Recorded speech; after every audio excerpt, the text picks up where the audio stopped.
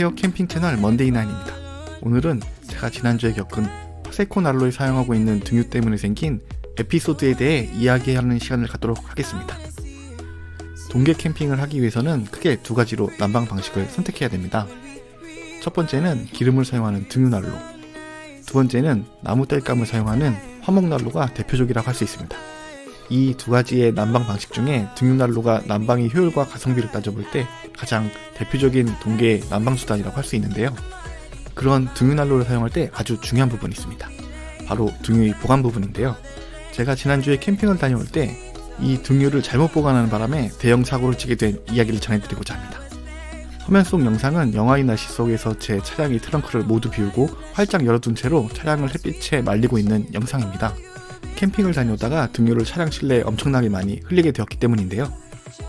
저뿐만 아니라 일반적으로 캠핑을 즐기시는 분들 모두 제리캔을 이용해서 등유를 보관하고 계실 텐데 이 제리캔 뚜껑이 제대로 닫혀 있지 않은 것이 원인이었습니다.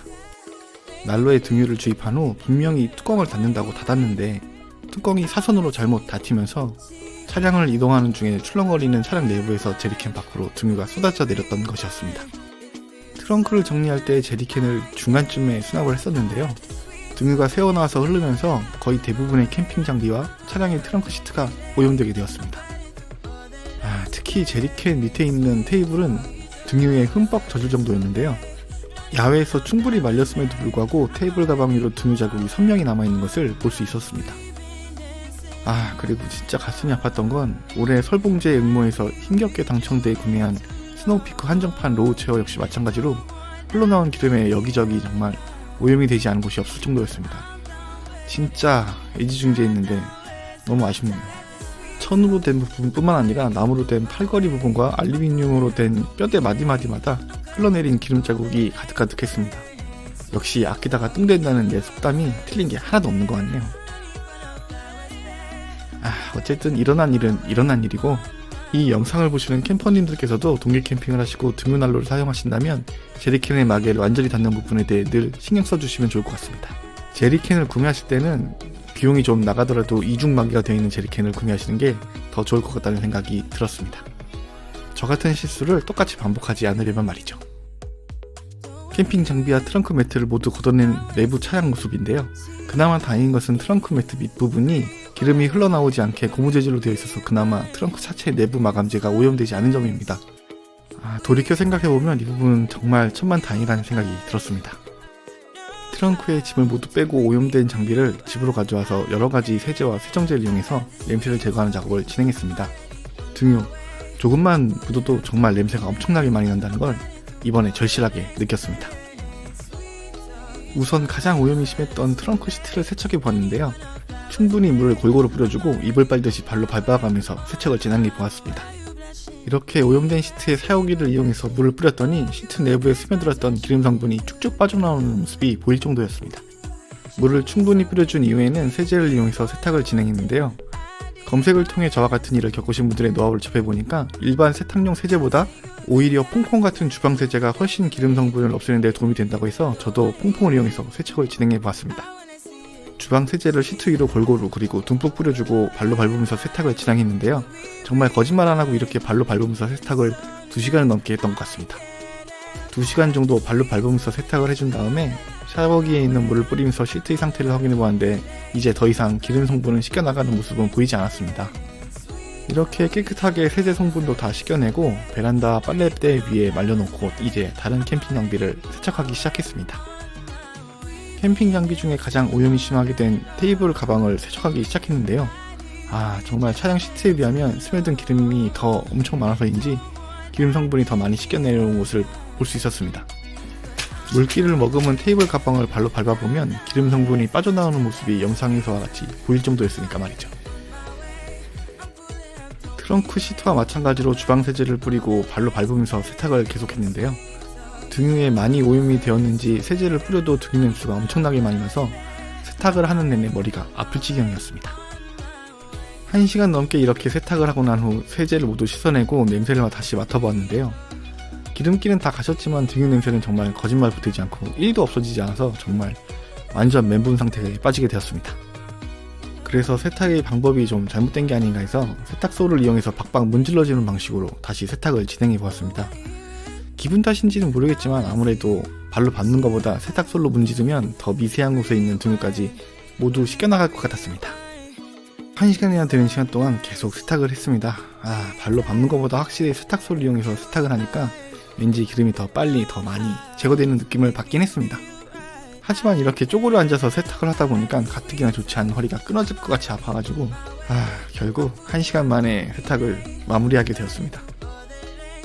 한 가지 진짜 충격적인 점은 이렇게 2시간, 3시간 정도 세탁을 진행했음에도 불구하고 희한하게 등유 냄새는 다시 한번 말씀드리지만 1도 사라지지 않고 계속 풀풀 풍기고 있었습니다. 어떻게 이렇게 냄새가 나지? 화장실에 등유를 쏟았나? 이런 생각이 들 정도로 등유 냄새가 코를 찌르고 있었습니다. 물로 헹굴 때 역시 기름 성분이 더 이상 나오지 않는 것을 확인했음에도 불구하고 기름 냄새는 정말 가방과 기름이 일체화된 것처럼 물에 담궈 놓아도 계속 풀풀 풍기고 있었습니다. 오염된 캠핑 장비 중에는 화롯대도 있었는데요. 정말 이 화롯대를 구매하고 수십 번을 사용했지만 처음으로 화롯대를 세척하게 되었습니다. 그것도 화롯대가 장작 때문에 오염된 게 아니라 등유 때문에 오염된 거라서 화롯대를 세척하면서 계속 정말 현타가 제대로 오기 시작했습니다. 한 5시간 정도 화장실에 갇혀서 계속 세탁만 하고 있는 중인데요. 세탁을 하면서 느낀 점이 하나 있는데 캠핑 장비마다 장비에 대한 퀄리티도 퀄리티지만 제품을 수납하는 가방의 퀄리티도 브랜드마다 다르다는 것을 알 수 있었습니다. 이번 솔봉제에서 구매한 스노우피크 로우체어 수납 가방의 경우 수납 가방이 재질도 재질이고 박음질 수준이 상당히 높아서 세탁을 하는 동안 여러모로 감탄하지 않을 수가 없었습니다. 수납 가방 내에 물을 집어넣어 봤는데요. 물을 보관하는 봉지도 아님에도 불구하고 가방 밖으로 물이 거의 새어나오지 않는 신기한 경험을 접하게 되었기 때문입니다. 국내에도 이런 마감을 보여주는 브랜드가 여럿 있는데요. 제가 좋아하는 미니멀벅스 제품도 대표적이라고 할 수 있을 것 같습니다. 이렇게 7시간이 넘게 세탁을 계속하고 있는데 문제는 기름 냄새가 계속 발생하고 있다는 점이에요. 정말 사람을 좌절하게 만드는 그런 부분인 것 같습니다. 이렇게 7시간 넘게 세탁을 하고 있는데도 냄새가 계속 나서 그 다음날에도 그리고 그 다음날에도 영상에는 보이지 않지만 4일째 세탁을 밤낮으로 하고 있는데 그래도 냄새가 아직까지도 계속 나고 있는 상황입니다. 온라인을 통해 알아보면 저같이 캠핑을 즐기시는 분들 중에 차량 내부에 등유를 쏟으신 분들이 꽤 있더라고요. 그래서 검색을 통해서 그분들의 의견을 한번 취합해 보았습니다. 일단 등유를 차에 흘리면 답이 없다는 게 정설이었습니다. 차량 부품의 경우 플라스틱이 녹을 수 있으니 교체, 매트류의 경우에는 어떻게 해도 냄새가 빠지지 않을까 교체, 이렇게 대부분 교체를 고장하시더라고요. 또 어떤 분들은 해가 쨍쨍 내리쬐는 여름에 일광욕을 하듯이 완전히 말려버리면 냄새가 나지 않는다는 분도 계셨는데요. 사실 지금은 계절이니만큼 이건 제가 해볼 수 없어서 일단 패스하게 되었습니다. 차량에서 분리해서 세탁할 수 없는 시트의 경우에는 시트에 세제 원액을 부어놓고 세제로 시트를 불렸다가 물을 조금 부어서 닦아내는 방법이라든지, 차량 내부에서 계속 냄새가 날 때는 수치나 사과같이 냄새를 흡수할 수 있는 제품을 넣어두는 것도 방법이라는 것을 알 수 있었습니다. 하지만 이런 방법들은 기본적으로 기름 냄새가 차에 배었을 때의 기준이고 오염된 제품은 결국 교체나 클리닝이 우선시되어야 한다는 것을 알 수 있었습니다.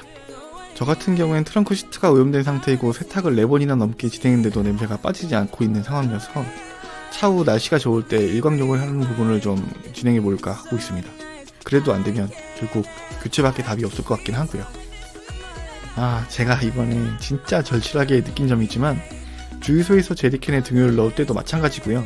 한 방울이라도 제리캔에 등유가 묻어있다면 이 등유 때문에 캠핑 장비와 차량이 오염될 수 있기 때문에 이 등유를 꼭 제거하고 트렁크에 등유를 수납해야 할 것 같다는 생각이 들었습니다.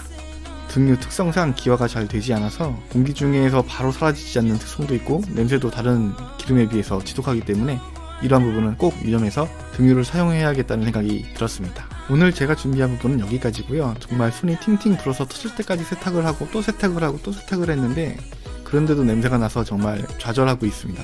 더 좋은 아이디어가 있으신 분들은 저한테 좀 연락을 좀 부탁드리고요. 이 영상을 시청하시는 여러분들은 저같은 실수를 하지 않도록 조심해서 캠핑을 즐기시길 기원하도록 하겠습니다.